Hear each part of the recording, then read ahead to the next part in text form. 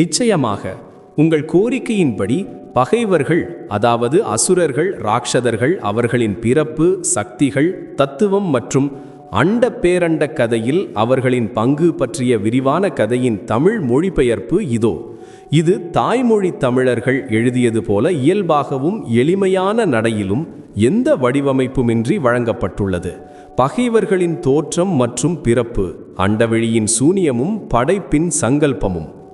ஊழிகளின் தொடக்கத்தில் காலம் கூட தன் இருப்பை தொடங்காத போது எங்கும் இருளும் மாபெரும் சூனியமும் மட்டுமே நிறைந்திருந்தன. அந்த சூனியத்தின் கருவிலிருந்து ஒரு தெய்வ சங்கல்பம் தோன்றியது.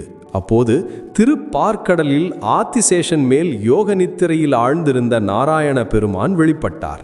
அவரின் நாபிக் கமலத்திலிருந்து ஒரு பொற்றாமரை எழுந்தது. அதில் சிருஷ்டியின் கர்த்தாவான நான்முகன் பிரம்மதேவன் அமர்ந்திருந்தார். நாராயணனின் ஆணைப்படி பிரம்மன் படைப்புத் தொழிலை ஆரம்பித்தார். தன் மனோசங்கல்பத்தால் சப்த ரிஷிகள், பிரஜாபதிகள் மற்றும் தேவர்களை உருவாக்கினார். சத்துவ குணம் நிறைந்திருந்த தேவர்கள் பிரபஞ்சத்தின் செயல்பாட்டிற்கு தர்மத்தையும் யாகங்களையும் அடிப்படையாக கொண்டனர். அறம்மின்மையின் முதல் நிழல் பகைவர்களின் பிரகடனம். எங்கே ஒளி இருக்கிறதோ அங்கே நிழலின் இருப்பு கட்டாயமானது. சத்துவகுணம் இருந்த இடத்தில் தமோ குணம் நுண்ணிய வடிவில் இருந்தது.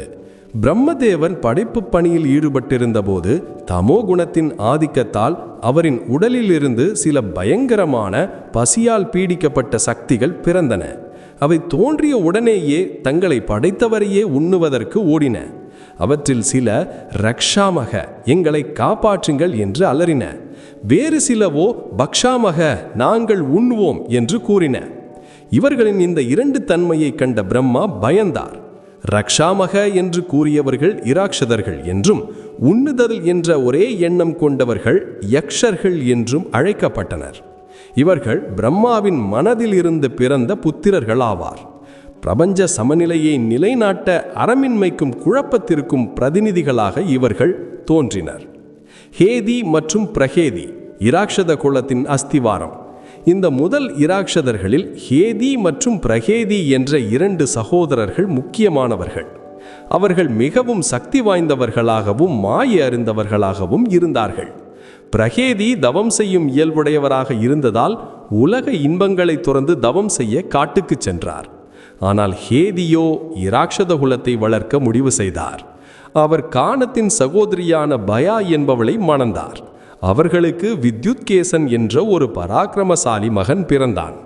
வித்யுத்கேசன் சந்தியாவின் மகளான சாலகடங்கடையன் மணந்தார். அவள் சஞ்சலமான குணம் கொண்டவள். அவர்களுக்கு சுகேசன் என்ற மகன் பிறந்தபோது சாலகடங்கடை அவனை அனாதையாக விட்டு சென்றாள். அழுத குழந்தையை கண்ட சிவபெருமானும் பார்வதி தேவியும் அவனை தங்களின் அரவணைப்பில் எடுத்துக்கொண்டார்கள். சுகேசனுக்கு சிரஞ்சீவி வரம், அதாவது நீண்ட ஆயுள் அளித்ததுடன் மாயை சக்திகளையும் பறக்கும் நகரத்தையும் ஆசிவர்த்தனம் செய்தனர். இதுவே வருங்காலத்தில் இலங்கை லங்கா உருவாக அடிப்படையாக அமைந்தது. சுகேசன் கந்தர்வ பெண்ணான தேவவதியை மணந்தார். அவர்களுக்கு மால்யவான், சுமாலி மற்றும் மாலி என்ற 3 மகன்கள் பிறந்தனர்.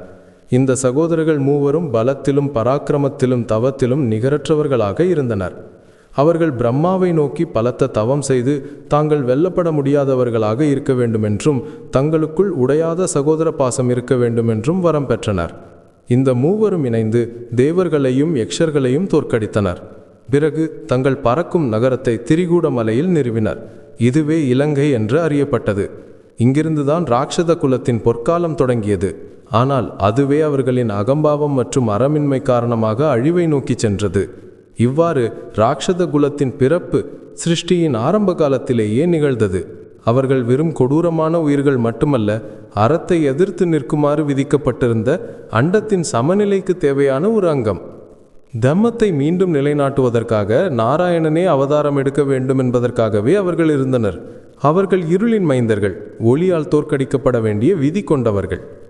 2ஆம் அத்தியாயம். பகைவர்களின் இயல்பு, சக்திகள் மற்றும் சமூகம். ராட்சதர்களின் இருப்பு அவர்களின் பிறப்புடன் மட்டும் நின்றுவிடவில்லை.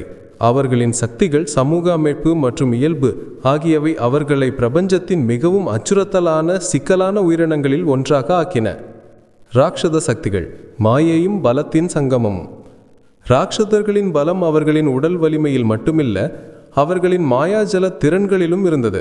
அவர்களின் முக்கிய சக்திகள் பின்வருமாறு. மாயை, இது ராட்சதர்களின் மிக முக்கியமான மற்றும் மிக கொடிய ஆயுதமாகும். மாயா என்பது வெறும் பிரமையை உருவாக்குவது மட்டுமல்ல, அது யதார்த்தத்தை வளைக்கும், மனோரீதியான போரை தொடங்கும் மற்றும் எதிரியை அவனது மனதின் வலையிலேயே சிக்க வைக்கும் காளையாகும். மாரிசன் பொன்மானாக வந்து இராமரை மயக்கியது அல்லது இந்திரஜித் கண்ணுக்கு தெரியாமல் போர் செய்தது மாயைக்கு உதாரணங்கள். அவர்கள் தங்கள் மாயையால் அழகான அரம்பையர் உருவத்தை எடுக்க முடியும் அல்லது பயங்கரமான புயலையும் அக்னி மழையையும் உருவாக்க முடியும். தெய்வீக அஸ்திரங்களை பெறுதல். ராட்சதர்கள் வெறும் காட்டுமிராண்டி பலத்தை மட்டும் நம்பியிருக்கவில்லை, அவர்களில் பலர் சிறந்த தபஸ்விகளும் இருந்தனர். ராவணன், இந்திரஜித் மற்றும் கும்பகர்ணன் போன்ற ராட்சதர்கள் பிரம்மா மற்றும் சிவனிடம் கடுமையான தவம் செய்து தேவர்களிடமே அரிதாக இருந்த பல தெய்வீக அஸ்திரங்களை பெற்றிருந்தனர். இந்திரஜித் பிரம்மாஸ்திரம், பாசுபதாஸ்திரம் மற்றும் நாகபாசம் ஆகியவற்றை கட்டுப்படுத்தும் ஆற்றல் பெற்றிருந்தான். அவன் நிகும்பல யாகத்தை செய்து அதில் அமர்ந்தால் வெல்ல முடியாத ஒரு ரதத்தை பெறவும் முடிந்தது. இரவு நேர போர். ராட்சதர்கள் பகலை விட இரவில் பல மடங்கு வலிமை பெற்றிருந்தனர். இருள் அவர்களின் இயல்பான பலத்தை அதிகரிக்கும். எனவேதான் அவர்கள் பெரும்பாலும் தர்ம நெறி கொண்ட வீரர்கள் போரிடாத இரவில் தாக்குதல் நடத்துவார்கள். ராட்சதர்களின் இயல்பு: இன்ப நாட்டமும் அகம்பாவமும் யாக வெறுப்பும். ராட்சதர்களின் முழுமையான வாழ்க்கை நோக்கம் போரம், அதாவது இன்ப நுகர்வு அடிப்படையிலானது. வலிமையை அடைவது என்பது இந்திரங்களின் திருப்திக்காகவும் உலகின் அனைத்து இன்பங்களையும் அனுபவிப்பதற்காகவுமே என்று அவர்கள் நம்பினர். அகம்பாவம், அவர்களின் பலத்தின் மூலமே அவர்களின் அகங்காரம்தான். தங்களை இந்த அண்டத்தில் மிகச் சிறந்தவர்களாக கருதினர். தேவர்கள், மனிதர்கள் மற்றும் பிற அனைத்து உயிரினங்களையும் அற்பமாக கருதினர். ராவணனின் அகங்காரமே அவனது அழிவுக்கு மூல காரணமாக இருந்தது. யாகங்களின் மீதான வெறுப்பு. ராட்சதர்கள் யாகங்களுக்கு பரம எதிரிகளாக இருந்தனர். இதற்கு ஒரு ஆழமான ஆன்மீக காரணம் இருந்தது. யாகங்கள் மற்றும் ஆகுதிகளிலிருந்து, அதாவது பலி பொருட்களிலிருந்து உருவாகும் ஆற்றல் தேவர்களுக்கு சக்தி அளித்து அண்டத்தில் தர்மத்தையும் ஒழுங்கையும், அதாவது சத்துவ குணத்தை நிலைநாட்டியது. தமோ குணத்திற்கும் குழப்பத்திற்கும் அடையாளமாக இருந்த ராட்சதர்கள் இந்த ஒழுங்கை உடைக்க விரும்பினர். முனிவர்களின் யாகங்களுக்கு இடையூறு செய்வதும், ஹோமகுண்டங்களை அசுத்தப்படுத்துவதும் மற்றும் தபஸ்விகளை கொல்வதும் ஆகியவை அவர்களின் பிரதான நோக்கமாக இருந்தது. ராட்சத சமூகம் மற்றும் இலங்கையில் சிறப்பு. ராட்சதர்களின் சமூகம் பொதுவாக கருதப்படுவது போல காட்டுமிராண்டித்தனமாகவோ நாகரிகமற்றதாகவோ இருக்கவில்லை. இலங்கையே அவர்களின் மேம்பட்ட சமூகத்திற்கு கிடைத்த உதாரணமாகும். இலங்காபுரி. இந்த நகரம் திரிகூடமறையில் அமைந்திருந்தது. இதை தேவர்களின் சிற்பியான விஸ்வகர்மாவே கட்டினார். இது அகலமான வீதிகள், உயர்ந்த மாளிகைகள் மற்றும் அழகான தோட்டங்கள் கொண்ட பொன்னாலான ஒரு அற்புதமான நகரமாக இருந்தது. சுற்றிலும் ஆழமான அகழிகள் மற்றும் வலிமை வாய்ந்த ராட்சத காவலர்கள் இருந்ததால் அதன் பாதுகாப்பு அமைப்பு அசைக்க முடியாததாக இருந்தது. ஆட்சிமுறை. ராட்சத சமூகத்தில் முடியாட்சி இருந்தது. அங்கு வலிமையே அதிகாரத்திற்கான அடிப்படையாக இருந்தது. மிகவும் சக்தி வாய்ந்த ராட்சதனே மன்னனாவான். ராவணன் ஒரு திறமையான ஆட்சியாளன். அவனது சபையில் பிரகஸ்தன் போன்ற அறிஞர்களான அமைச்சர்களும் மகாவீரர்களான போர் வீரர்களும் இருந்தனர். கலையும் ஞானமும். ராட்சதர்கள் கலையையும் அறிவையும் வெறுக்கவில்லை. ராவணன் தானே ஒரு சிறந்த அறிஞன், வேதங்களை அறிந்தவும் மற்றும் மிகச்சிறந்த வீணை வாசிப்பவனாகவும் இருந்தான். அவன் இயற்றிய சிவதாண்டவ ஸ்தோத்திரம் இன்றும் சிவபெருமானின் மிகவும் சக்தி வாய்ந்த துதிகளில் ஒன்றாக கருதப்படுகிறது. ஆனால் அவர்களின் அனைத்து செல்வமும் அறிவும் கலையும் அவர்களின் அறமின்மையால் மறைக்கப்பட்டிருந்தன. அவர்களின் நாகரிகம் வெற்றி, கொள்ளை மற்றும் அபகரிப்பை அடிப்படையாக கொண்டிருந்தது. இலங்கையின் தங்கம் குபேரனிடமிருந்து பறிக்கப்பட்டிருந்தது. அவர்களின் மாளிகைகள் எண்ணற்ற கடத்தி வரப்பட்ட பெண்களின் கண்ணீரால் வளர்க்கப்பட்டவை. அவர்களின் சமூகம் வெளியில் எவ்வளவு பிரம்மாண்டமாக தோன்றியதோ உள்ளே அவ்வளவு போலித்தனமாகவும் அறமற்றதாகவும் இருந்தது. அவன் யமதர்மனை தோற்கடித்தான், வருணனை கைதியாக்கினான், சொர்க்கத்தின் மீது படையெடுத்து இந்திரனை தோற்கடித்தான். அவனது மகன் மேகநாதன் இந்திரனை கைதியாக்கி கொண்டு இலங்கைக்கும் வந்தான். அதன் பிறகு பிரம்மாவின் தலையீட்டால் இந்திரன் விடுவிக்கப்பட்டான். மேகநாதனுக்கு இந்திரஜித் என்ற பட்டமும் கிடைத்தது. இராவணன் தன் பலத்தின் செருக்கில் கைலாய மலையையே தூக்க முயன்றான். அங்கு சிவபெருமான் அவனது அகங்காரத்தை அடக்க தன் கால் கட்டை விரலை மட்டும் அழுத்தினார். அதன் அடியில் சிக்கி இராவணன் அலறினான். பிறகு தன் தவறை உணர்ந்து சிவதாண்டவ ஸ்தோத்திரத்தை இயற்றி சிவனை குளிர்வித்தான். இராவணரின் 10 தலைகள் ஞானம் மற்றும் பாவத்தின் குறியீடுகள். இராவணனின் 10 தலைகள் வெறும் உடலியல் ரீதியானவை அல்ல, அவை குறியீடானவை. ஒருபுறம் அவை 4 வேதங்கள் மற்றும் 6 சாஸ்திரங்களில் அவனுக்கு இருந்த ஆழமான அறிவின் அடையாளமாக இருந்தன. இவை அவனை தசக்ரீவன் என்ற மாபெரும் பண்டிதனாக காட்டின. மறுபுறம் அவை 10 மாபெரும் பாவங்கள் மற்றும் மனித பலவீனங்களின் அடையாளங்களாகவும் இருந்தன. காமம், பேராவல்; குரோதம், கோபம்; மோகம், பற்று; லோபம், பேராசை; மதம், செருக்கு; மாட்சரியம், பொறாமை; மனம், மைண்ட்; புத்தி, இன்டலெக்ட்; சித்தம், வில்; மற்றும் அகங்காரம், ஈகோ. இராவணனின் வாழ்க்கை இந்த முரண்பாட்டிலேயே சிக்கியிருந்தது. அவன் ஒரு சிறந்த சிவபக்தனாக இருந்தும் பிறர் மனைவியை அபகரித்தான். அவன் வேதங்களை அறிந்திருந்தும் ரிஷிகளை கொன்றான். அவனது ஞானம் அவனது அகங்காரத்தின் கீழ் அடங்கியிருந்தது. இறுதியில் சீதையின் அபகரிப்பு மூலம் அவன் தனது அழிவை தானே தேடிக்கொண்டான். அவன் இராக்சத குலத்தின் உச்சமாக இருந்தான். ஆனால் எந்த ஒரு சிகரத்தின் முடிவும் வீழ்ச்சியில்தான் இருக்கும். 4ஆம் அத்தியாயம். இலங்கையின் பிரளயம். கும்பகர்ணனும் மேகநாதனும். இராவணனின் பலம் அவனது தனிப்பட்டது அல்ல. அவன் தன் மாவீரர்களான சகோதரர்கள் மற்றும் மகன்களை பெரிதும் சார்ந்திருந்தான். இவர்களில் கும்பகர்ணன் மற்றும் மேகநாதன், இந்திரஜித் என்ற 2 வீரர்கள் இருந்தனர். அவர்களில் பெயரை கேட்டாலே தேவர்களிடையே பயம் பரவும். கும்பகர்ணன் தர்மம் மற்றும் சகோதரன் மீதான கடமையின் போராட்டம். கும்பகர்ணன் இராவணனின் இளைய சகோதரன். அவனது உடல் ஒரு மலை போல பிரம்மாண்டமானது. அவனது பலம் ஒப்பிட முடியாதது. ஆனால் பிரம்மாவின் வரம் உண்மையில் சாபம் காரணமாக அவன் 6 மாதங்கள் தூங்கி ஒரே ஒரு நாளுக்கு மட்டுமே விழிப்பான். இயல்பும் பலமும். அவன் விழித்தபோது தாங்க முடியாத பசி எடுத்தது. ஒரே நேரத்தில் ஆயிரக்கணக்கான உயிர்களை உண்பான். போர்க்களத்தில் அவன் ஒரு இயற்கை பேரிடர் போல இருந்தான். அவனது கர்ஜனை இடியின் முழக்கத்தை விஞ்சும். அவனது ஒற்றை தாக்குதலில் பூமி நடுங்கும். தார்மீக சிக்கல்.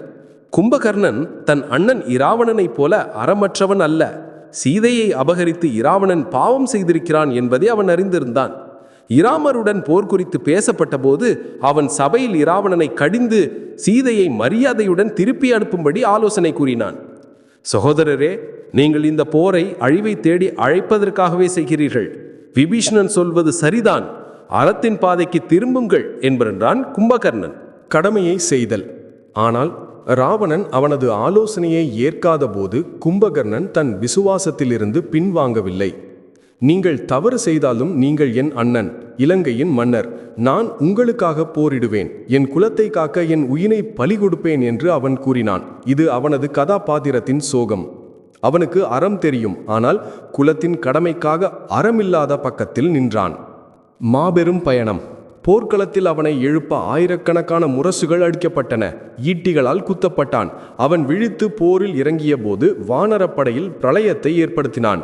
சுக்ரீவன், அங்கதன் மற்றும் அனுமன் போன்ற வீரர்களும் அவனுக்கு முன் நிற்க முடியவில்லை. இறுதியில் ராமபிரானே அவனுடன் போரிட வேண்டியிருந்தது. ராமர் தன் தெய்வீக அஸ்திரங்களால் அவனது கரங்களையும் கால்களையும் வெட்டினார். அப்போதும் அவன் உயிரோடு இருந்தான். தன் பெரிய வாயை திறந்து வானரங்களை விழுங்க ஆரம்பித்தான். கடைசியில் ராமர் இந்திராஸ்திரத்தால் அவனது தலையை உடலிலிருந்து துண்டித்தார். அவனது தலை இலங்கை கோட்டை மீது விழுந்தது. அவனது பிரம்மாண்டமான உடல் கடலில் விழுந்து கடல் நீரே மேலெழுந்தது. கும்பகர்ணனின் மரணம் இராவணனுக்கு மிகப்பெரிய பேரிழப்பு. மேகநாதன், இந்திரஜித், மாயப்போரின் தலை சிறந்த வீரன். இராவணன் இராக்ஷத குலத்தின் மூளையாக இருந்தால் அவனது மகன் மேகநாதன் அவனது மிக கொடிய வாள். அவன் தன் தந்தையை விட அதிக மாயை அறிந்தவனாகவும் சக்தி வாய்ந்த வீரனாகவும் இருந்தான். பெயரும் புகழும். அவன் சொர்க்கத்தில் இந்திரனை தோற்கடித்து சிறைப்பிடித்தான். அதனாலேயே பிரம்மா அவனுக்கு இந்திரஜித் என்று பெயரிட்டார்.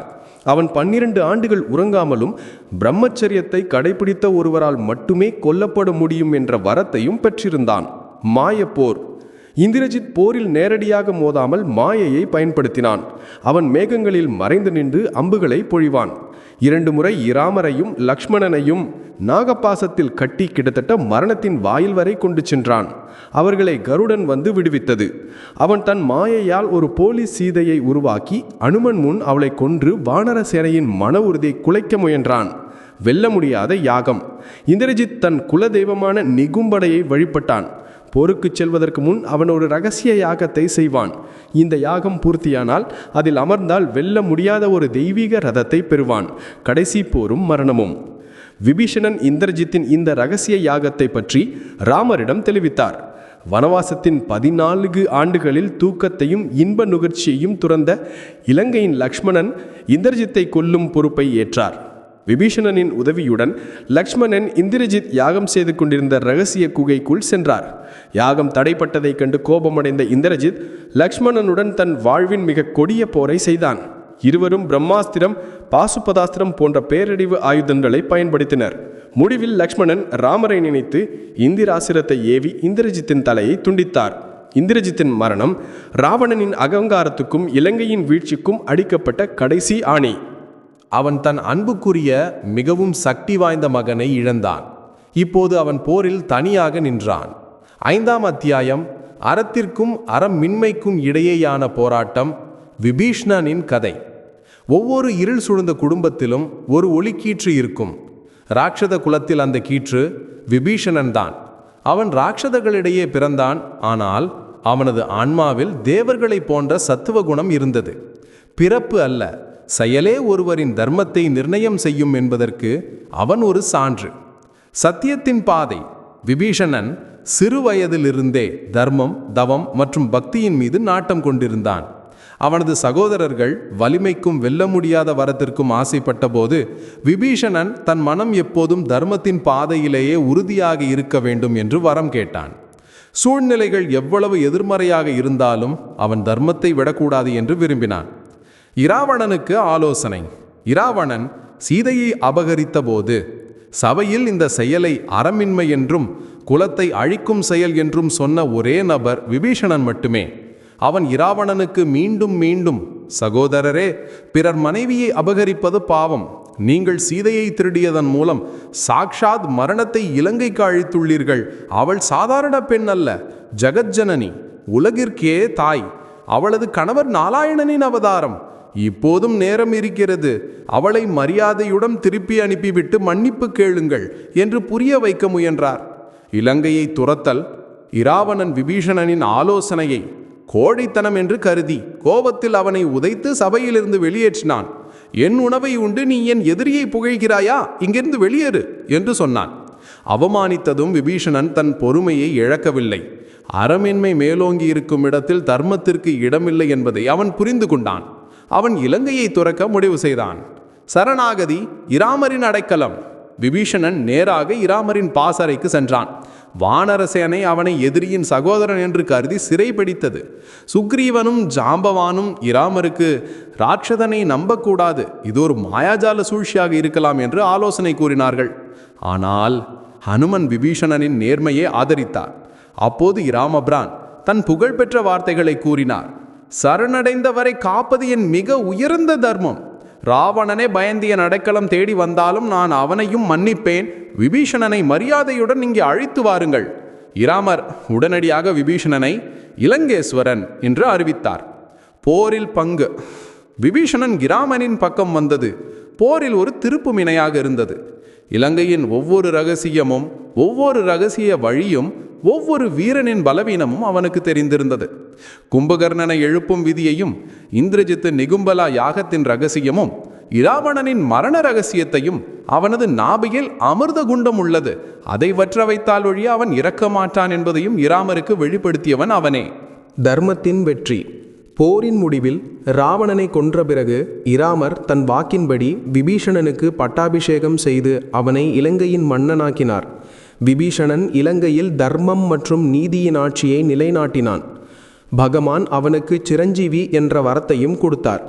விபீஷணனின் கதை நமக்கு சொல்வது என்னவென்றால், சத்தியம் மற்றும் அறத்தின் பாதை கடினமாக இருக்கலாம். அதில் குடும்பத்தையும் சமூகத்தையும் கூட துறக்க நேரிடலாம். ஆனால் முடிவில் வெற்றியானது எப்போதும் தர்மத்திற்கே உரியது. 6ஆம் அத்தியாயம். இராமாயணத்தை தாண்டி மற்ற முக்கிய பகைவர்கள். ராட்சதர்களின் கதை ராவணனோடும் அவனது குடும்பத்தோடும் மட்டும் முடிவதில்லை. புராண கதைகளில் காலம் காலமாக அறத்தை எதிர்த்த எண்ணற்ற ராட்சதர்கள் வர்ணிக்கப்பட்டுள்ளனர். அவர்களை அழிப்பதற்காகவே தேவர்களும் நாராயண பெருமானே பலமுறை அவதாரங்கள் எடுக்க வேண்டியிருந்தது. இரண்யாட்சன் மற்றும் ஹிரண்யகசிபு இவர்கள் இருவரும் திதியின் மகன்கள். இவர்கள் தொழில்நுட்ப ரீதியாக தைத்தியர்கள், அசுரர்கள் ஆவர். ஆனால் இவர்களின் இயல்பும் செயலும் ராட்சதர்களைப் போலவே இருந்தன. இவர்கள் விஷ்ணுவின் வாயில் காப்பாளர்களான ஜெயன் மற்றும் விஜயன் ஆவர். சனத்குமாரர்களின் சாபத்தால் இவர்களை அசுர பிறவி எடுக்க நேர்ந்தது. இரண்யாட்சன் பூமியை திருடி பாதாள லோகத்தில் மறைத்து வைத்தான். அப்போது மகாவிஷ்ணு வராக, அதாவது பன்றி அவதாரம் எடுத்து தன் கோரை பற்களில் பூமியை தூக்கி வந்து ஹிரண்யாட்சனை கொன்றார். ஹிரண்யகசிபு தன் சகோதரன் இறந்ததால் கோபமடைந்து பிரம்மாவை நோக்கி தவம் செய்து, பகலிலும் சாகக்கூடாது, இரவிலும் சாகக்கூடாது, வீட்டுக்கு உள்ளேயும் சாகக்கூடாது, வெளியேயும் சாகக்கூடாது, பூமியிலும் சாகக்கூடாது, ஆகாயத்திலும் சாகக்கூடாது, எந்த மனிதனாலோ மிருகத்தாலோ சாகக்கூடாது, எந்த அஸ்திரத்தாலோ சஸ்திரத்தாலோ சாகக்கூடாது என்று வரம் பெற்றான். இந்த வரத்தின் அகங்காரத்தில் அவன் தன்னைத்தானே கடவுள் என்று அறிவித்தான். ஆனால் அவனது சொந்த மகனான பிரகலாதன் மகாவிஷ்ணுவின் பக்தனாக இருந்தான். ஹிரண்யகசிபு பிரகலாதனை கொல்ல முயன்றபோது மகாவிஷ்ணு ஒரு தூணிலிருந்து நரசிம்மம், அதாவது அரை மனிதன் அரை சிங்கம் உருவத்தில் வெளிப்பட்டார். அவர் ஹிரண்யகசிபுவை கோதுளி வேளையில், அதாவது பகலும் இல்லை இரவும் இல்லை, அரண்மனையின் வாசலில் உள்ளேயும் இல்லை வெளியேயும் இல்லை, தன் தொடையின் மீது பூமியிலும் இல்லை ஆகாயத்திலும் இல்லை கிடத்தி தன் நகங்களால் அஸ்திரமும் இல்லை சஸ்திரமும் இல்லை கிழித்து கொன்றார். தாடகை மற்றும் சுபாகு இந்த 2 ராட்சதர்களும் விஸ்வாமித்தர் போன்ற மாபெரும் ரிஷிகளின் யாகங்களுக்கு இடையூறு செய்தனர். அவர்கள் ஹோமகுண்டத்தில் மாமிசத்தையும் இரத்தத்தையும் வீசி அசுத்தம் செய்தனர். விஸ்வாமித்ரர் தசரதனின் மகன்களான ராமர் மற்றும் லக்ஷ்மணனை தன்னுடன் அழைத்துச் சென்றார். ராமர் ஒரே அம்பால் மிகப்பெரிய தாடகையை கொன்றார். லக்ஷ்மணன் சுபாகுவை கொன்றார். அவர்களுடன் இருந்த மாரிசன் ராமரின் அம்பினால் 100 யோஜனை தொலைவில் கடலில் சென்று விழுந்தான்.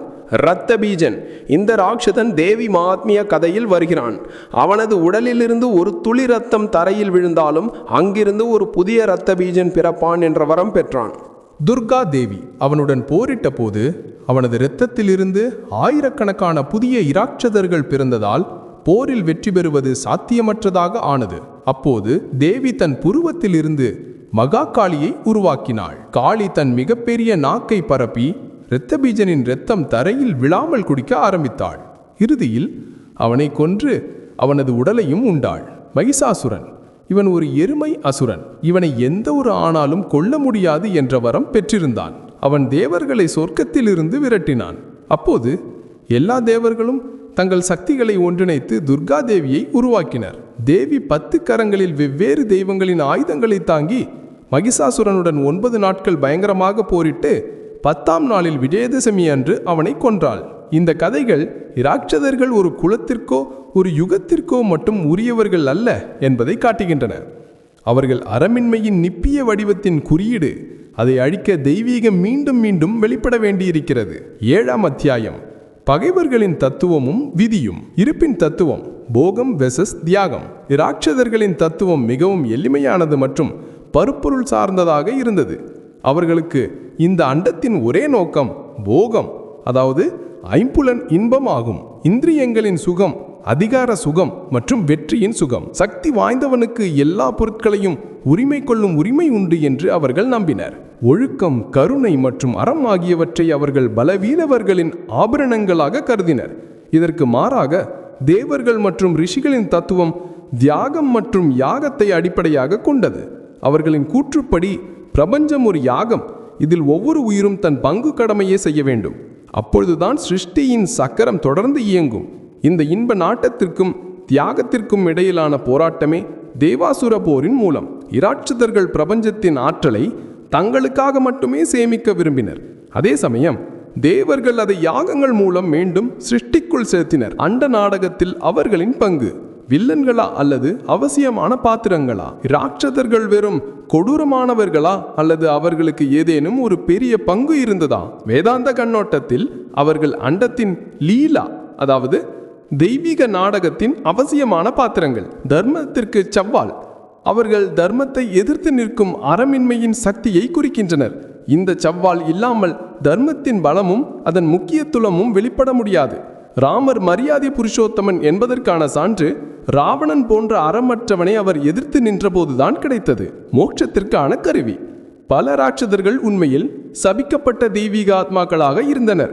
ஜெயன் விஜயன் போல அவர்கள் பகவானின் கையாலேயே மரணம் அடைய வேண்டும் என்பதற்காகவே ராட்சத பிறவியில் பிறந்தனர். பகவானின் கையால் வரும் மரணத்தை விட சிறந்த மோட்சம் இல்லை. ராவணன், கும்பகர்ணன், இரண்யாட்சன் இவர்கள் அனைவரும் ராமரின் அல்லது விஷ்ணுவின் கையால் இறந்து நேரடியாக வைகுண்டம் அடைவோம் என்பதை அறிந்திருந்தனர். அவர்களின் பகைமை உணர்வும் ஒரு வகை பக்தியே. இது வித்வேஷ பக்தி என்று அழைக்கப்படுகிறது. இதில் அவர்கள் தொடர்ந்து தங்கள் எதிரியையே கடவுளையே சிந்திக்கின்றனர். விதி இருள் ஒளியில் கலத்தல். ராட்சசர்களின் இறுதி விதி தோல்வியும் அழிவுமே. அவர்கள் தமோ குணத்தின் குறியீடு. முடிவில் சத்துவ குணமே வெற்றி பெறும் என்பது சிருஷ்டியின் விதி. அவர்களின் இருப்பு ஒரு புயலை போன்றது. வலிமையான, அழிவுகரமான, ஆனால் தற்காலிகமானது. புயலுக்கு பிறகு வானம் தெளிவாகிறது. தர்மத்தின் சூரியன் மீண்டும் பிரகாசிக்கிறது. அவர்களின் கதை நமக்கு சொல்லிக் கொடுப்பது என்னவென்றால், அகங்காரம், இன்ப நாட்டமும் அறமின்மையால் பெறப்பட்ட சக்தியும் செல்வமும் எவ்வளவு பெரியதாக இருந்தாலும் அவை இறுதியில் மணல் கோட்டையைப் போலவே சரிந்துவிடும். உண்மையான பலம் என்பது பணிவு, தியாகம் மற்றும் தர்மத்தை கடைப்பிடிப்பதில்தான் உள்ளது. ராட்சசர்கள் தங்கள் அனைத்து பயங்கரங்கள் மற்றும் மாயைகள் இருந்தபோதிலும், இருள் எவ்வளவு அடர்த்தியாக இருந்தாலும் ஒளியின் ஒரு கிரணத்தை அது நிரந்தரமாக அணைத்துவிட முடியாது என்ற இந்த காஸ்மிக் சத்தியத்தை நிலைநாட்டுவதற்கான ஒரு கருவியாக மட்டுமே இருந்தனர். அவர்களின் வீழ்ச்சி தர்மத்தின் வெற்றியின் நித்திய பிரகடனமாகும். அத்தியாயம் 1. படைப்பின் தொடக்கமும் அரக்கர்களின் பிறப்பும். பேரண்டத்தின் வெறுமையும் படைக்கும் தீர்மானமும். ஊழிகளின் தொடக்கத்தில் காலம் என்பதே தன் இருத்தில் இல்லாதிருந்த போது எங்கெங்கும் வெறும் இருளும் பெரும் வெறுமையுமே வியாபித்திருந்தது. அந்த வெறுமையின் கருப்பிலிருந்து ஒரு தெய்வீக தீர்மானம் உதித்தது. அப்போது திருப்பார்கடலில் ஆதிசேஷன் மேல் யோக நித்திரையில் ஆழ்ந்திருந்த திருப்பார்கடலில் ஆதிசேஷன் மேல் யோக நித்திரையில் ஆழ்ந்திருந்த திருப்பார்கடலில் ஆதிசேஷன் மேல் யோக நித்திரையில் ஆழ்ந்திருந்த நாராயண பெருமான் தோன்றினார். அவரது நாபையிலிருந்து ஓர் பொற்றாமரை மலர்ந்தது. அதில் சிருஷ்டிகர்த்தாவான நன்முக பிரம்மா வீற்றிருந்தார். பிரம்மா நாராயணரின் ஆணைப்படி படைப்பு தொழிலை தொடங்கினார். தமது மன உறுதியால் சப்தரிஷிகளையும் பிரஜாபதிகளையும் தேவர்களையும் உருவாக்கினார். சத்துவ குணம் நிறைந்த தேவர்கள் ஒளி, ஞானம், ஒழுங்கு ஆகியவற்றின் அடையாளமாக திகழ்ந்தனர். அவர்கள் தர்மத்தையும் யாகத்தையும் பேரண்டத்தின் இயக்கத்துக்கு அடிப்படையாக கொண்டனர்.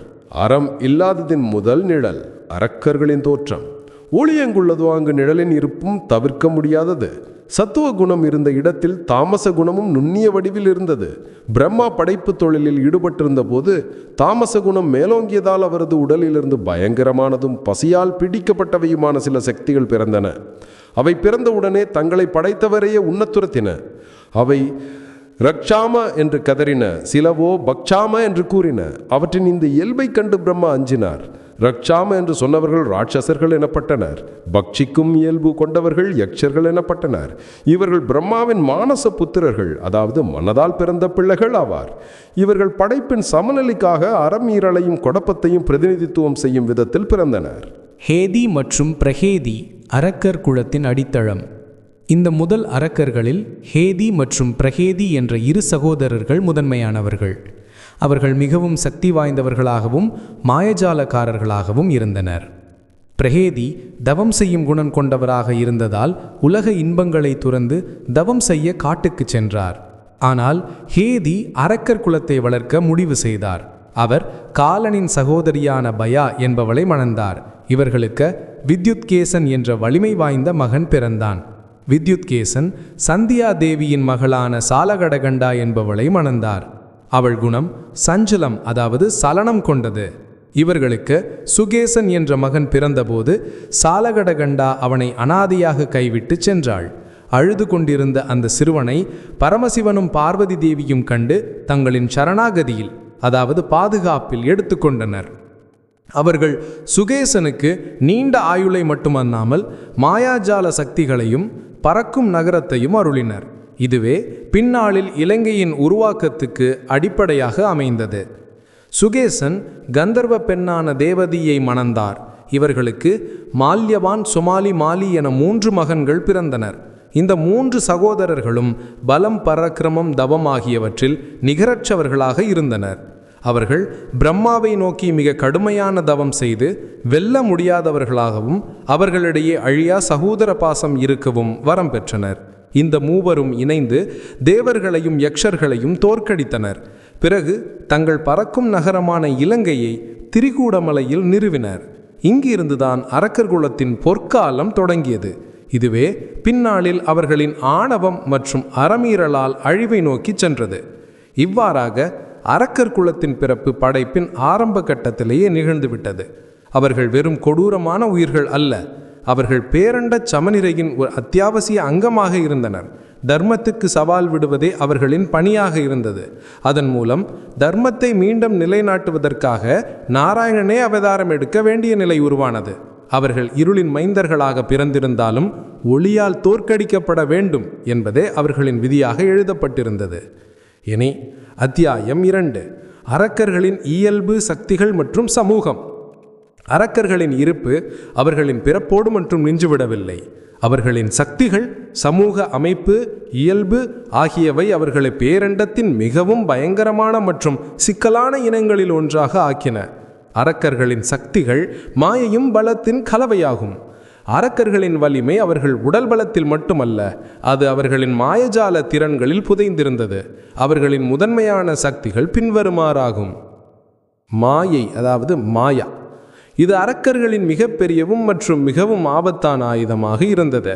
மாயை என்பது வெறும் மாயத் தோற்றத்தை ஏற்படுத்துவது மட்டுமல்ல, அது உண்மையை திரிக்கும், உளவியல் போரை தூண்டும், தங்கள் எதிரியை அவனது மனதின் வலையிலேயே சிக்க வைக்கும் கலையாகும். மாரீச்சன் பொன்மானாக வந்து ராமரை திசை திருப்பியதும், இந்திரஜித் கண்ணுக்கு தெரியாமல் போர் செய்ததும் மாயைக்கு உதாரணங்கள். அவர்கள் தங்கள் மாயையால் அழகிய தேவலோக பெண்களின் அப்சரஸ் உருவம் எடுக்க முடிந்தது, அல்லது சில சமயம் பயங்கரமான புயலையும் அக்னிமழையையும் உருவாக்க முடிந்தது.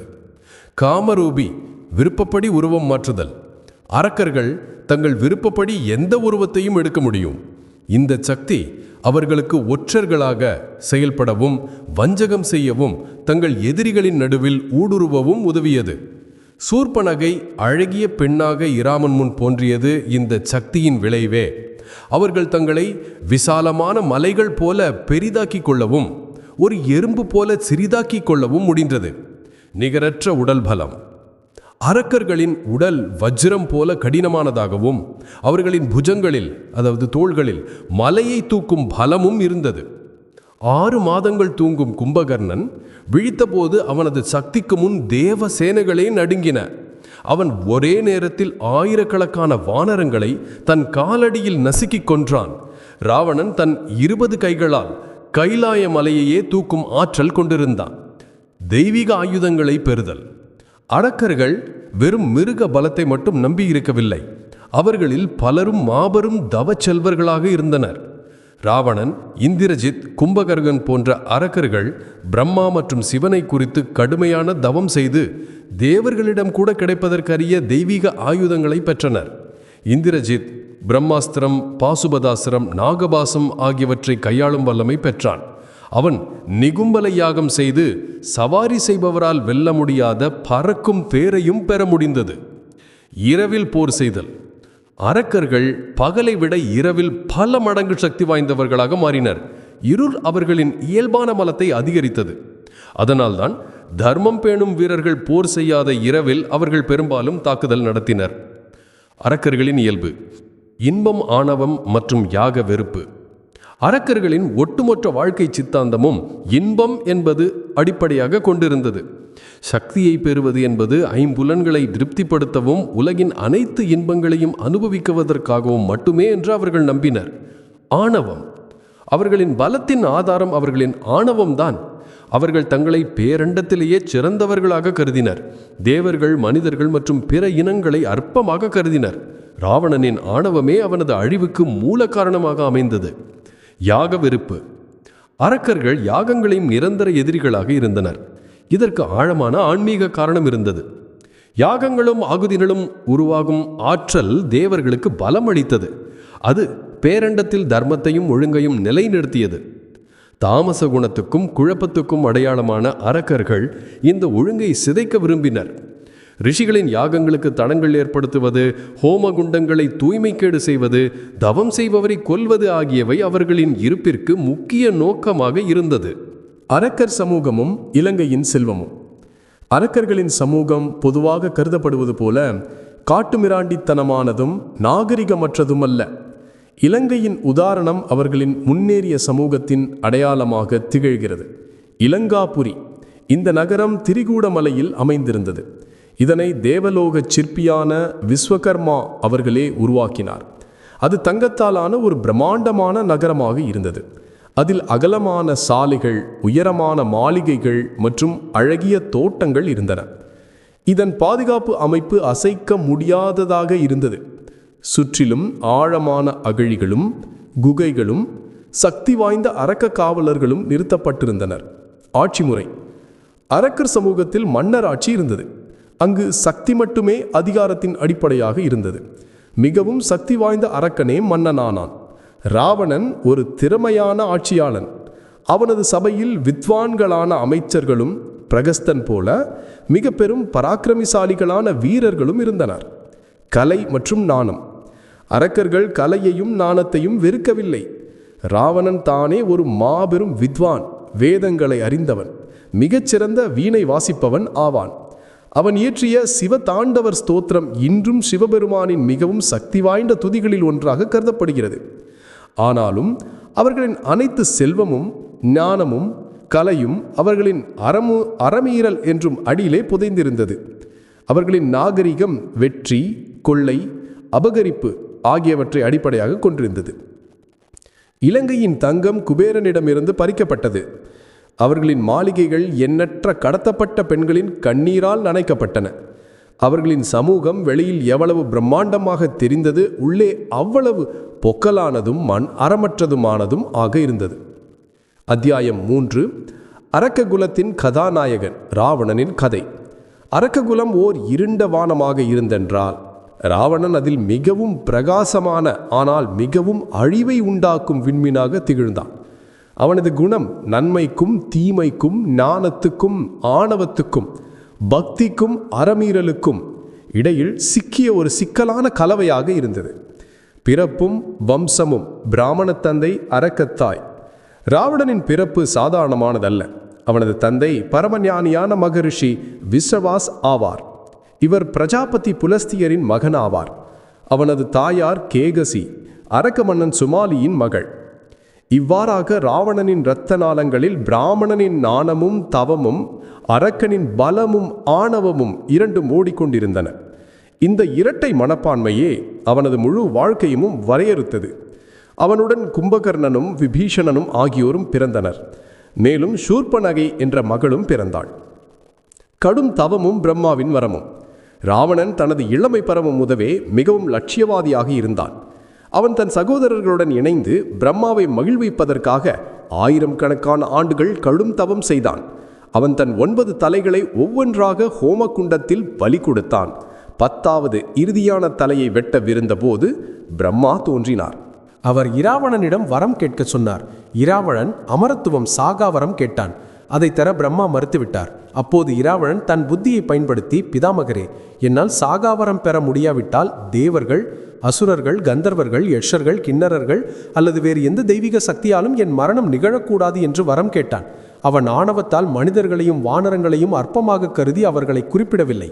பிரம்மா அப்படியே ஆகட்டும் என்று வரமளித்தார். இந்த வரம்தான் அவனது எதிர்கால அழிவுக்கு காரணமானது. கும்பகர்ணன் இந்திரனின் பதவியை இந்திராசனம் என்று கேட்க விரும்பினான். ஆனால் சரஸ்வதி தேவி அவன் நாக்கில் அமர்ந்து இந்திராசனம் என்பதற்கு பதிலாக நித்திராசனம் என்று சொல்ல வைத்து விட்டார். விபீஷணன் பக்தி மற்றும் தர்மத்தின் பாதையில் நடக்கும் வரம் கேட்டான். மூவுலக வெற்றி மற்றும் இலங்கையின் ஆதிக்கம். வரம் பெற்றவுடன் இராவணனின் ஆணவம் உச்சத்தை அடைந்தது. அவனது முதல் இலக்கு இலங்கையாகும். அது அவனது மாற்றாந்தாயின் மகனும் செல்வத்தின் அதிபதியுமான குபேரனின் அதிகாரத்தின் கீழ் இருந்தது. இராவணன் குபேரனை தோற்கடித்து தங்கத்தாலான இலங்கையை கைப்பற்றியதுடன் அவனது புஷ்பக விமானத்தையும் பறித்து கொண்டான். இதன் பிறகு அவன் மூவுலகையும் வெல்லும் படையெடுப்பை தொடங்கினான். அவன் யமராஜனை தோற்கடித்தான், வருணனை கைது செய்தான், மேலும் சொர்க்கத்தின் மீது படையெடுத்து இந்திரனை தோற்கடித்தான். அவனது மகன் மேகநாதன் இந்திரனை கைதியாக பிடித்து இலங்கை அழித்து வந்தான். பின்னர் பிரம்மாவின் தலையீட்டால் இந்திரன் விடுவிக்கப்பட்டான். மேகநாதனுக்கு இந்திரஜித் என்ற பட்டம் கிடைத்தது. இராவணன் தன் சக்தியின் கர்வத்தால் கைலாய மலையை தூக்க முயன்றான். அங்கு சிவபெருமான் அவனது ஆணவத்தை நசுக்க தன் கால்கட்டை விரலை மட்டும் அழுத்தினார். அதன் கீழ் இராவணன் அலறினான். அப்போது தன் தவறை உணர்ந்து வருந்தி அவன் சிவதாண்டவ ஸ்தோத்திரத்தை ஏற்றி சிவனை மகிழ்வித்தான். இராவணனின் 10 தலைகள் வெறும் உடல் அமைப்புகளல்ல, அவை குறியீடாக இருந்தன. ஒருபுறம் அவை 4 வேதங்கள் மற்றும் 6 சாஸ்திரங்களில் அவனுக்கு இருந்த ஆழ்ந்த அறிவின் அடையாளமாக இருந்தது. இது அவனை தசக்ரீவன் என்னும் மகாபெரும் பண்டிதனாக காட்டியது. மறுபுறம் அவை 10 மகா பாவங்கள் மற்றும் மனிதனின் தீய குணங்களின் அடையாளங்களாகவும் இருந்தன. காமம், குரோதம், மோகம், லோபம், மதம், மாச்சரியம், மனம், புத்தி, சித்தம் மற்றும் அகங்காரம். இராவணரின் வாழ்க்கை இந்த இரட்டை மனப்பான்மையிலேயே சிக்கி தவித்தது. அவன் ஒரு சிறந்த சிவபக்தராக இருந்தும் பிறர் மனைவியரை கடத்தினான். அவன் வேதங்களை அறிந்திருந்தும் ரிஷிகளை கொன்றான். அவனது ஞானம் அவனது ஆணவத்தின் கீழ் அடங்கிவிட்டது. இறுதியில் சீதையை திருடி அவன் தனது அழிவுக்கு தானே அழைப்பு விடுத்து விட்டான். அவன் அரக்கர் குலத்தின் மிக உயர்ந்த சிகரமாக இருந்தான். ஆனால் ஒவ்வொரு சிகரத்தின் முடிவும் வீழ்ச்சியில்தானே உள்ளது. அத்தியாயம் 4. இலங்கையின் பிரளயம், கும்பகர்ணன் மற்றும் மேகநாதன். இராவணனின் பலம் அவனுடையது மட்டுமல்ல, அவன் தனது மகா பராக்கிரமசாலிகளான சகோதரர்கள் மற்றும் மகன்களையும் பெரிதும் நம்பியிருந்தான். இவர்களில் கும்பகர்ணன் மற்றும் மேகநாதன், அதாவது இந்திரஜித் ஆகியோரின் பெயரை கேட்டாலே தேவலோகத்தில் அச்சம் ஏற்படும். கும்பகர்ணன், தர்மம் மற்றும் சகோதர கடமையின் போராட்டம். கும்பகர்ணன் இராவணனின் இளைய சகோதரன். அவனது உடல் ஒரு மனையைப் போல பிரம்மாண்டமாக இருந்தது. அவனது சக்தி நிகரற்றது. ஆனால் பிரம்மாவின் வரத்தால் அது உண்மையில் ஒரு சாபம் என்பதால் 6 மாதங்கள் தூங்கி ஒரே ஒரு நாளுக்கு மட்டுமே விழிப்பவன். இயல்பும் சக்தியும். அவன் விழித்தபோது அவனுக்கு தாங்க முடியாத பசி எடுக்கும். ஒரே நேரத்தில் ஆயிரக்கணக்கான உயிர்களை உண்பான். போர்க்களத்தில் அவன் ஒரு இயற்கை பேரழிவு போல இருந்தான். அவனது கர்ஜனை இடியின் இரைச்சலை மிஞ்சும். அவனது ஒரே அடியால் பூமி நடுங்கும். நீதி நெறிச்சுக்கள். கும்பகர்ணன் தன் சகோதரன் இராவணனைப் போல அறமீறல் செய்பவன் அல்ல. இராவணன் சீதையை கடத்தி பாவம் செய்திருக்கிறான் என்பதை அவன் அறிந்திருந்தான். இராவணனுடன் போர் பற்றிய விவாதம் நடந்தபோது அவன் நிறைந்த சபையில் இராவணனை இகழ்ந்தான். சீதையை மரியாதையுடன் திருப்பி அனுப்பும்படி அறிவுறுத்தினான். சகோதரரே, நீங்கள் இந்த செயலை அழிவுக்கு அழைப்பு விடுவதற்காகவே செய்திருக்கிறீர்கள். விபீஷணன் சொல்வது சரிதான். தர்மத்தின் பாதைக்கு திரும்புங்கள் என்று சொன்னான். எனினும் இராவணன் அவனது ஆலோசனையை ஏற்காத போது கும்பகர்ணன் தனது விசுவாசத்திலிருந்து பின்வாங்கவில்லை. அவன், நீங்கள் தவறு செய்திருந்தாலும் நீங்கள் என் மூத்த சகோதரன் மற்றும் இலங்கையின் மன்னன். நான் உங்களுக்காக போர் செய்வேன். என் குலத்தை காப்பதற்காக என் உயிரை தியாகம் செய்வேன் என்று கூறினான். இது அவனது குணத்தின் சோகம். அவன் தர்மத்தை அறிந்திருந்தும் குல தர்மத்தை பின்பற்றுவதற்காக அறமீறலுக்கு பக்கம் நின்றான். மாபெரும் பயணம். போர்க்களத்தில் அவனை எழுப்ப ஆயிரக்கணக்கான முரசுகள் அடிக்கப்பட்டன. ஈட்டிகளால் குத்தப்பட்டான். அவன் விழித்து போரில் இறங்கிய போது வானரப்படையில் பிரளயத்தை, அதாவது பெரும் கொடுமையை ஏற்படுத்தினான். சுக்ரீவன், அங்கதன், ஹனுமன் போன்ற வீரர்களாலும் அவனை எதிர்க்க முடியவில்லை. இறுதியில் இராம பிரம்மணியே அவனுடன் போர் செய்ய வேண்டியதாயிற்று. இராமன் தன் தெய்வீக ஆயுதங்களால் அவனுடைய கைகளையும் கால்களையும் வெட்டினார். ஆனாலும் அவன் உயிரோடு இருந்தான். தன் வாயை அகல திறந்து வானரங்களை விழுங்கத் தொடங்கினான். இறுதியாக இராமன் இந்திராஸ்திரத்தால் அவனுடைய தலையை உடலிலிருந்து துண்டித்தார். அவனுடைய பிரம்மாண்டமான உடல் கடலில் விழுந்தது. இதனால் கடல் நீர் கூட மேலே எழுந்தது. கும்பகர்ணனின் மரணம் இராவணனுக்கு மிகப்பெரிய பெயரடியாகும். மேகநாதன், இந்திரஜித், மாயப்போரின் சிறந்த வீரன். இராவணன் அரக்கர் குலத்தின் மூளையாக இருந்தால் அவனது மகன் மேகநாதன் மிகவும் ஆபத்தான வாள் போல இருந்தான். அவன் தன் தந்தையை விட மிகவும் மாயாவி மற்றும் சக்தி வாய்ந்த வீரன். பெயரும் புகழும். அவன் சொர்க்கத்தில் இந்திரனை தோற்கடித்து சிறைபிடித்தான். அதனால்தான் பிரம்மா அவனுக்கு இந்திரஜித் என்று பெயரிட்டார். 12 ஆண்டுகள் தூங்காத பிரம்மச்சரியத்தை கடைபிடித்த ஒருவனால் மட்டுமே தன்னை கொல்ல முடியும் என்ற வரத்தையும் அவன் பெற்றிருந்தான். மாயப்போர்.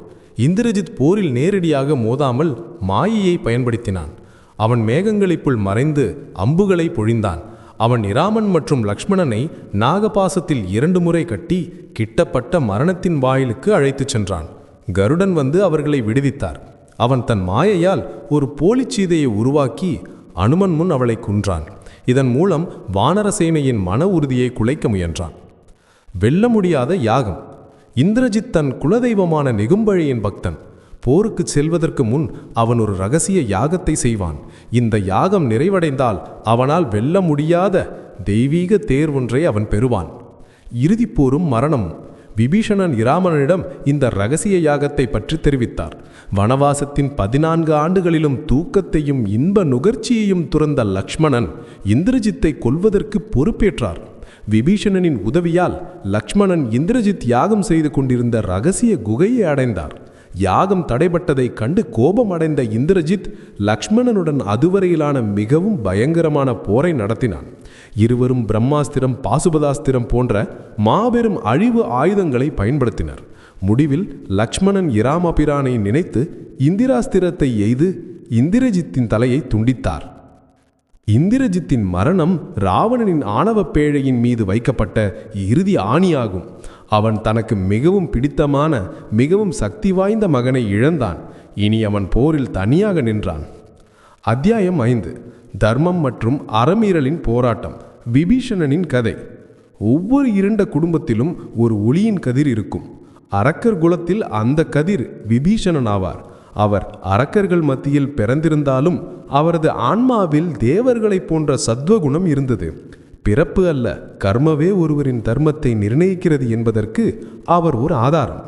சத்தியத்தின் பாதை. சிறுவயது முதலே விபீஷணனுக்கு தர்மம், தவம், பக்தி ஆகியவற்றில் நாட்டம் இருந்தது. அவரது சகோதரர்கள் சக்தியும் சாகாவரமும் கேட்டபோது விபீஷணன் சூழ்நிலைகள் எவ்வளவு கடினமாக இருந்தாலும் தனது மனம் எப்போதும் தர்மத்தின் பாதையில் உறுதியாக இருக்க வேண்டும் என்று மட்டுமே வரம் கேட்டார். ராவணனுக்கு ஆலோசனை. ராவணன் சீதையை கடத்திய போது நிறைந்த சபையில் இந்த செயலை அறமீறல் என்றும் குலத்தை அழிக்கும் என்றும் கூறிய ஒரே நபர் விபீஷணன் மட்டுமே ஆவார். அவர் ராவணனுக்கு திரும்ப திரும்ப அறிவுறுத்தினார். சகோதரரே, பிறர் மனைவியை கவருவது பாவம். நீங்கள் சீதா மாதாவை கடத்தி மரணத்தை இலங்கைக்கு நேரில் அழைத்து வந்திருக்கிறீர்கள். அவர்கள் சாதாரண பெண் அல்ல, ஜகஜனனி ஆவார்கள். அவர்களின் கணவர் நாராயணனின் அவதாரம். இன்னும் நேரம் இருக்கிறது. அவர்களை மரியாதையுடன் திருப்பி அனுப்பிவிட்டு மன்னிப்பு கேளுங்கள். இலங்கையை துரத்தல். ராவணன் விபீஷணனின் ஆலோசனையை கோழைத்தனம் என்று எண்ணி கோபத்தில் அவனை உதைத்து சபையிலிருந்து வெளியேற்றினான். என் உணவை உண்டுவிட்டு நீ என் எதிரியையே புகழ்கிறாயா? இங்கிருந்து வெளியேறு என்று சொன்னான். அவமானப்படுத்தப்பட்ட போதிலும் விபீஷணன் தனது பொறுமையை இழக்கவில்லை. அறமீறல் ஆதிக்கம் செலுத்தும் இடத்தில் தர்மத்துக்கு இடமில்லை என்பதை அவர் புரிந்து கொண்டார். அவர் இலங்கையை துறக்க முடிவு செய்தார். சரணாகதி. இராமனிடம் அடைக்கலம் புகுதல். விபீஷணன் நேரடியாக இராமனின் முகாமுக்கு சென்றார். வானரப்படை அவரை எதிரியின் சகோதரன் என்று நினைத்து சிறைகிடித்தது.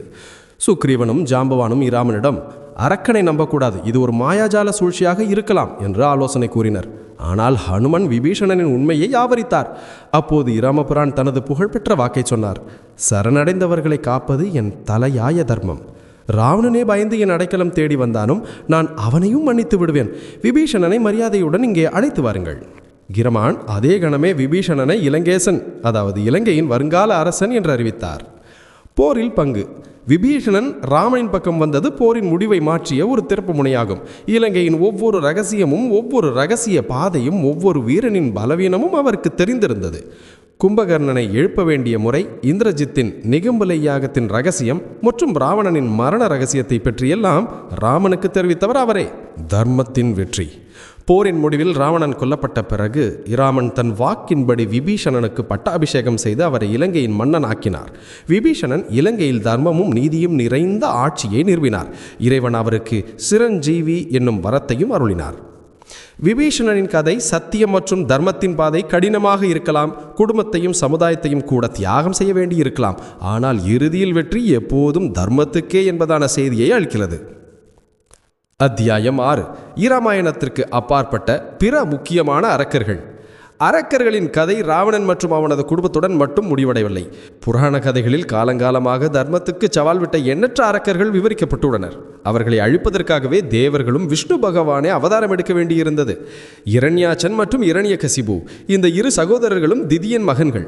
தொழில்நுட்ப ரீதியாக இவர்கள் தைத்தியர்கள் என்றாலும் அவர்களின் இயல்பும் செயல்களும் அரக்கர்களுக்கு ஒத்த இருந்தன. இவர்கள் விஷ்ணு பகவானின் வாய்க்காவலிகளான ஜெயன் மற்றும் விஜயன் ஆவார்கள். இவர்கள் சனதகுமாரர்களால் சாபிக்கப்பட்டனர்.